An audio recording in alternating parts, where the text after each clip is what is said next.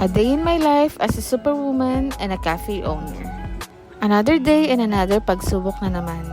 Ganito ba talaga ang kailangan maramdaman ng mga owner? Kung suswertehin sila ngayong araw o hindi? Ang hirap no, pero sige, laban lang. So pag nag-86 na kami sa Tapa, pumupunta kami ng Mahogany Tagaytay ng madaling araw. Kasi doon ng may mura at bagong katay. Thank you nga pala sa aking suki na lagi akong binibigyan ng discount. Lagi ko nga pala kinakaibigan yung mga suppliers para magkaroon ako ng special price. So yan, minarinate ko na no, para mawala yung anggo. At ready na siya i-pressure cooker. Uy, buena mano. 6 na kape. Sinamahan pa ng 2 sandwich. Pakita ko na din ng bangsilog, ang chicharon bulaklak, at ang tapsilog. Oops, 2 yan.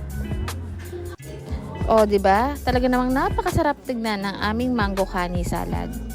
At ang nagawagi ay ang ating silog meals. Saan ka pa nga naman pupunta kung napakamura na masarap pa? Pag ganyan ba naman karami ang portion, talagang mapapa-second rice ka. Pati ang sandwich natin, nako, napaka-cheesy. Samahan nyo pa ng fries at onion rings pika-pika, aba naman. Talagang uuwi kang nakangiti. Yung mga silogs nga pala natin ay hindi aabot ng 200 pesos. Depende na lang talaga pag nag-rice, please ka. Tayo ba namang mga Pilipino ay tatalikuran ba natin ang sarili natin mga produkto?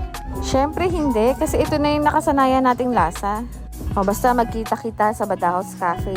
So stay positive, work positive, and result positive. Bye!